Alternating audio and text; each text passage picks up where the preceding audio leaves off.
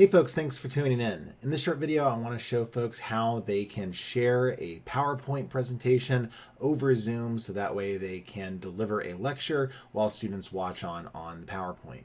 So today we'll start by talking a little bit about how to share a screen on Zoom and then how you would work through a PowerPoint to give a lecture. Let's go ahead and get to it. So the first thing that you want to do is to go ahead and set up your Zoom meeting. There's a bunch of different ways to do that. It can be as complicated as setting it up in Canvas with the Confirm Now program, or as easy as just clicking New Meeting here or scheduling a meeting. I assume that most folks will schedule directly from the app, but again, whatever your process is should be fine. For the sake of this presentation, I'm just going to go ahead and create a quick meeting just by clicking New Meeting, going into my personal one.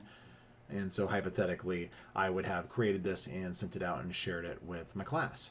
So at this point, I now have a live Zoom session. I have mine set up to do a couple things, such as record them into the cloud automatically. However, all of those options are also available on the bar down in the bottom of the screen. So the first thing that you want to do if you're going to live broadcast a lecture with a PowerPoint presentation is to share your screen. Now, it may look slightly different on your computer because I am on a computer that has two monitors. And so when I click the share button, it brings up all of the programs that I have open as well as the two screens that I'm connected on. I find the best thing to do is just to share the screen that you plan to project your presentation from. So in the case of me, that is screen number 2. So I'm going to go ahead and click it, and then I'm going to press the share button here. Now Zoom is sharing my entire screen, and if any students were logged into the session and were watching, they would be able to see it. Now, there's a couple things that you're going to want to do to make sure you're set up before you start giving your presentation. The first thing of which is, of course, to go ahead and unmute this way that your students are able to hear you. If the microphone looks like mine does here, and you can see that the audio level is fluctuating, that means that I'm broadcasting audio.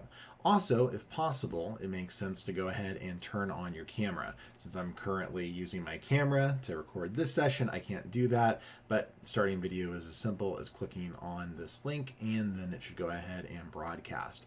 If you're having problems with your video, you can always select this little drop-down arrow here and see if you have a different camera incorrectly selected, but it should be the webcam that's either embedded in your laptop or that's plugged into your computer.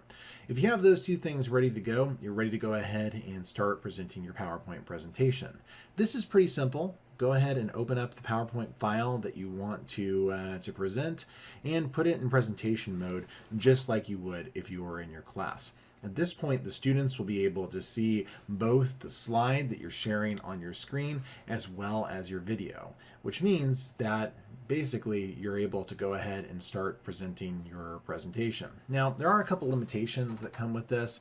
One, if you only have one monitor, it's sometimes difficult to see all your students' faces. It will usually show up in a bar along the left when you have students logged in.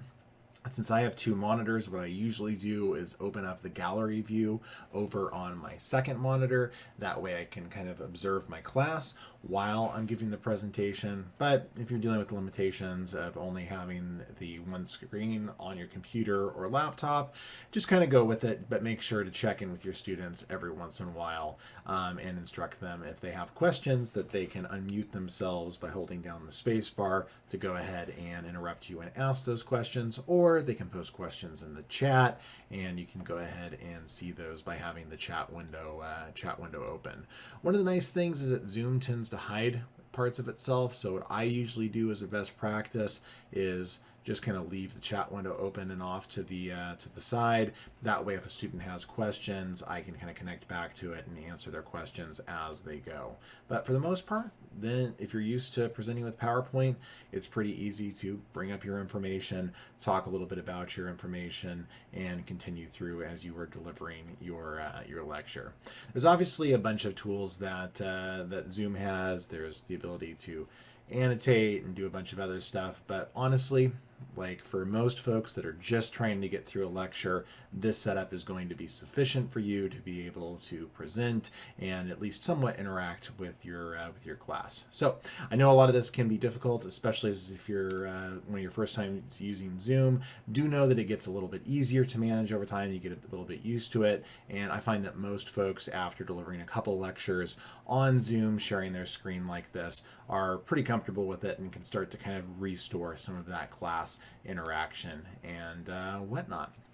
When you are done presenting your PowerPoint, if you want to go back to just the gallery view and being able to see all your students, just click the little stop share button right here, and that'll bring things back to normal so that you're able to see your class and ask questions. Also know that it's fine to bounce back and forth in it. If you want to exit the PowerPoint and have a discussion about a prompt or do a small activity with your class, it's easy enough to do that way, and at any point in time you can always just re-click the share button, bring it back up, and dive back into your PowerPoint presentation.